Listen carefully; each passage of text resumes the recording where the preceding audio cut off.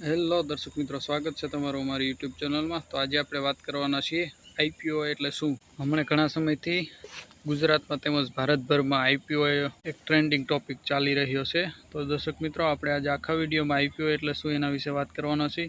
તમને ખ્યાલ જ હશે કે હમણે બજાજ હાઉસિંગનો એક આઈપીઓ નીકળ્યો તો એમાં લોકોને રાતોરાત પોતાના રૂપિયા ડબલ કરી દીધા હતા। 8 દિવસના ટૂંકા રોકાણમાં લોકોના પૈસા જે રોક્યા હતા એનાથી 2 ગણા વધારે રૂપિયાનું રિટર્ન મળ્યું છે। 8 દિવસમાં આટલું વ્યાજ અથવા આટલું રિટર્ન કોઈ પણ આપતું નથી। તો કઈ રીતે આઈપીઓમાં શું કરવાનું હોય છે, સંપૂર્ણ માહિતી આપણે વિડીયોમાં જોવાના છીએ। તો દર્શક મિત્રો, વિડીયોને જરા પણ સ્કીપ કરતા નહીં, વિડીયોને અંત સુધી જોજો, એટલે તમને ખ્યાલ આવી જશે કે આઈપીઓ એટલે શું અને ક્યારે ભરવાનો હોય, કેવી રીતે ભરવાનો હોય, શું કરવાનું હોય છે। તો ચલો દર્શક મિત્રો, વિડીયોની શરૂઆત કરીએ। વિડીયોની શરૂઆત કરીએ પહેલાં હું મિત્રો આપને જણાવી દઉં કે વિડીયો તમને પસંદ આવ્યો તો વિડીયોને લાઇક કરજો, તેમજ તમારા મિત્રો સાથે શેર કરજો। અને તમે અમારી યુટ્યુબ ચેનલમાં નવા હો તો અમારી યુટ્યુબ ચેનલને સબસ્ક્રાઈબ કરી લેજો, જેથી અમે નવા વિડીયો પોસ્ટ કરીએ તો તેની નોટિફિકેશન આપને મળતી રહે। તો દર્શક મિત્રો, આઈપીઓ એટલે શું? IPO initial public offering.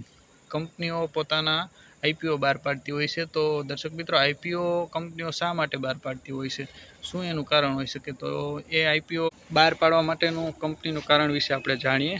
તો દરેક કંપની પોતે એવું ઈચ્છતી હોય છે કે પોતાની કંપનીનું માર્કેટિંગ વધે, તેમજ પોતાની કંપનીનો ગ્રોથ વધે, તેમજ તેની કંપનીનું વાર્ષિક ટર્નઓવર વધે, એવું દરેક કંપની ઈચ્છતી હોય છે। તે પોતાનું નેટવર્કિંગ વધારવા માટે કંપનીઓ આઈપીઓ બહાર પાડતી હોય છે, એટલે કે પોતાની કંપનીના શેર બહાર પાડતા હોય છે।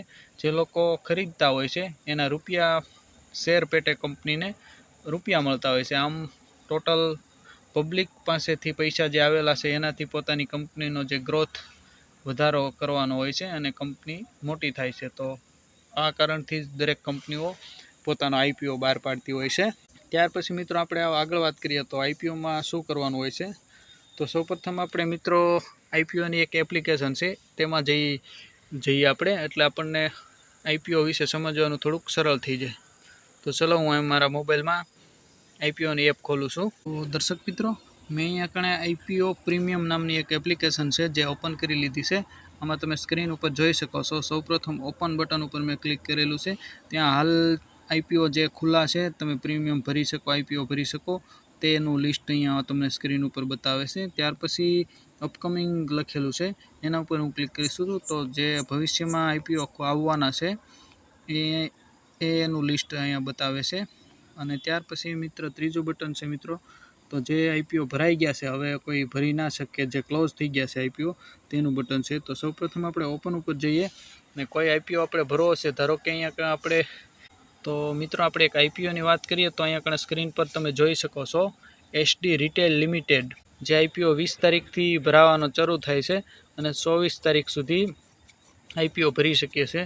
તો મિત્રો, આમ અલોટમેન્ટ થઈ ગયા પછી લિસ્ટિંગ થાય છે અને ભાવ જે આપણે જે તે ભાવે લીધા હોય એના પછી એના અપ પણ ખુલી શકે છે ભાવ, અને 0.1% ડાઉન ખુલવાની શક્યતા હોય છે। મોસ્ટ ઓફ દરેક કંપનીના આઈપીઓ અપમાં જ ખુલતા હોય છે। તો આવી રીતે લિસ્ટિંગ થતું હોય છે। દર્શક મિત્રો, હમણાં હાલમાં તે એક બજાજ હાઉસિંગનો આઈપીઓ બહાર પડ્યો હતો, જેમાં લોકોને 15,000ના રોકાણ સામે 24,000નું પ્રોફિટ આપ્યું હતું। બીજા બધા રોકાણ કરતાં આઈપીઓમાં પ્રોફિટ સારું હોય છે, એટલે લોકો બધા આઈપીઓ ભરતા હોય છે। તો દર્શક મિત્રો, તમને આ માહિતી કેવી લાગી કમેન્ટ કરીને અમને જણાવજો। ફરી એક નવા વિડીયોમાં નવા ટોપિક સાથે મળશું, ત્યાં સુધી જય હિન્દ, જય ભારત।